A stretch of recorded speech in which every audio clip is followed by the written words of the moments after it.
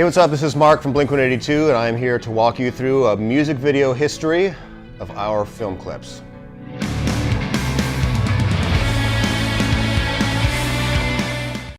Damn It was the first real video that we made. The label still didn't really believe in us at all. They kind of let us do our own thing, so we came up with this video idea where we would go to a movie theater and I would see my ex-girlfriend there. Our band's manager was actually in the video. He plays the popcorn salesman. And yeah, we went up to LA and there was an actual film crew and it was really cool. What's My Age Again was the first video off of Enema of the State. It was our first single off of Enema of the State. And Marco Siega, the director, had this idea, why don't you guys run around the city naked? And we trusted him, and the video turned out actually really good.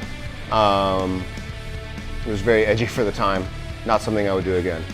The video shoot for What's My Age Again took 3 days, as videos back then did, and we spent a lot of time with flesh-colored Speedos standing around the streets of Los Angeles. It was really awkward. I don't suggest it. All the Small Things was also directed by Marco Siega, and he told us the video concept, and I remember at the end of the video saying, this isn't funny. Nobody's gonna like this video.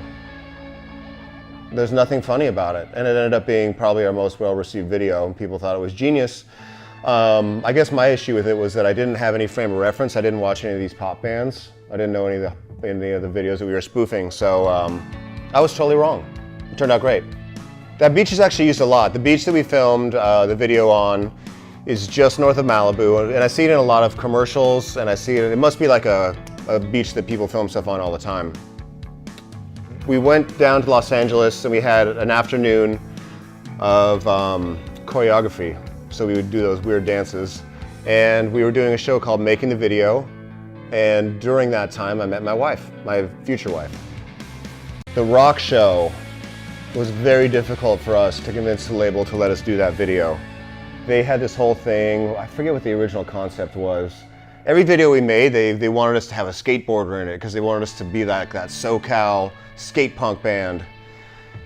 And I called like a few days before the video, or a week before the video, and I was like, just give us money and let us do our thing and it'll be rad. And we shot it with the Malloy brothers, who were great directors. And yeah, we had to really put our foot down and say, this is what we want to do. And by that time we had the clout to do it, but it was a real fight with the label. And I love that video because of it. Back in the day, the video budgets were $500,000. Now you're lucky if the video budget is $50,000 or $30,000 even. Changing in the music industry, people. Happens. And that was a cheap video. For a band our size at that point, $500,000 is pretty standard. You know, videos were costing $1 million at that point for a lot of artists. Yeah, it was really weird. When we were running around trying to give money away to people, people thought we were, like it was a scam somehow. A lot of people wouldn't take the money. It's very strange when you try and just give people things. Everybody's so protective, which I would be too. If someone walked up and tried to hand me $100, I wouldn't take it.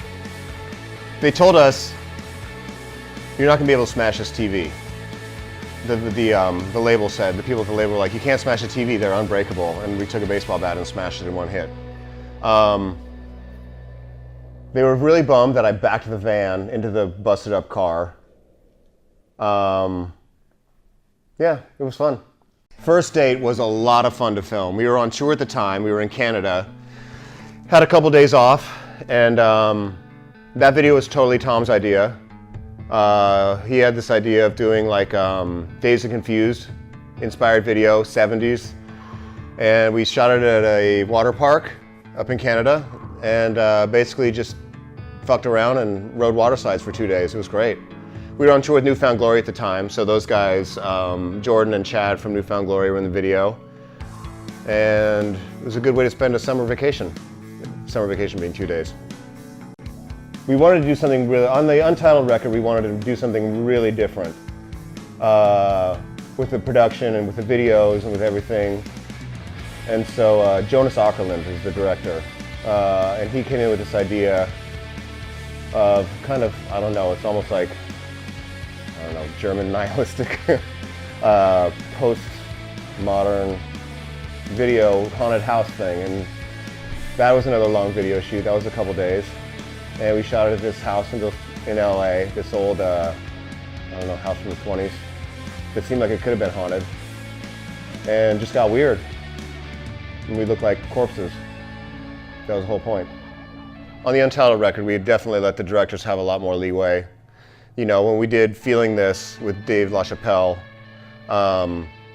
he really had the vision for that. We went to him and we said, you know, we want to do something weird and rebellious and you know, kind of like The Wall. We kept referencing The Wall in Pink Floyd when we were recording the Untitled record, and so he took that idea and had this idea about children in school that was kind of like a prison and made it really cool and artsy and weird. Always we filmed while we were on tour in Japan. That video was a lot of technical work. What's the director's name? Joseph Kahn? Yeah. Joseph Kahn came in with this idea, very technical in nature. We had to film everything, and everything had to line up just right, and they had to keep going back and referencing the shot before so that our faces would mostly line up and our body parts would line up. We kind of walked through everything, and on the very first shot, we had to choreograph this whole thing, and somebody dropped a bottle and it broke, and I slipped on broken glass and wiped out. And it was not the best way to start off a video shoot, but the video is really genius and really cool. He did a great job. Definitely the most technically difficult video we've ever shot. It's meant to look like it's one take, and the takes were actually pretty long. And it was all really choreographed. You'd have to go in, walk in on one side, and then it would pan to somebody else, and then you'd duck down, and it would pan back around, and somebody would be in your place, and then you'd have to walk behind the camera to get over here. It was really difficult. And I remember we were all drinking a lot of red wine that day, so it became increasingly difficult. No, I don't suggest that either. No, that was actually in Australia. Yeah, we were in Australia, and the big thing was that we were filming in the same studio that the Wiggles shot their TV show in. And they were off at the time, so that's why the studio was available. Up All Night was a video that we shot in Los Angeles in a neighborhood that is now abandoned and pretty much used just for television and movie shoots. I reckon you'll see it in commercials and stuff all the time. If you look at the buildings in the video and you watch some TV, you'll see it in ads and stuff all the time.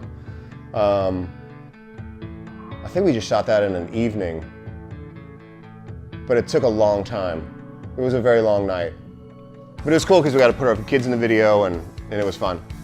She's Out of Her Mind was born out of a video idea that Travis had where we would not be in the video at all. It would just be models playing our instruments, and somehow that morphed into, why don't we do a spoof of the What's My Age Again video, but instead of it being us in our 40s, have it be women models, and that morphed into these YouTube and online personalities, these women that came and did it along with Adam Devine.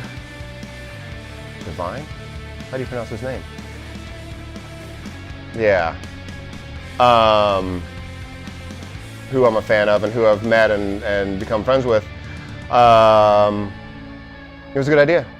And the best part was we didn't have to do anything for it. And you don't have to see us naked in our 40s. Not good. Home is Such a Lonely Place is probably, well, it's one of the easiest videos that we've done because we just were at home with our families. And Goldwatch came in with literally just a handheld 16mm camera, filmed us for the better part of the day, and it came out for one show. And consequently, I think it's our most honest because it's us literally at home, and it has stuff that, you know, people would never see. Notes that I wrote to my wife before I left on tour, us hanging around the house with our dog. And each video, we did a proper video with the three of us, but then we also did videos where each person kind of had their own story, and you get to see what each person's personality is like. You know, Matt's kind of holed up in a dark, weird vampire haven, filming, taping music with his friends and hanging out. And Travis is at home with his kids, and they're riding scooters and driving golf carts and being themselves, and it's just me at home playing my guitar with my son and hanging out with my wife.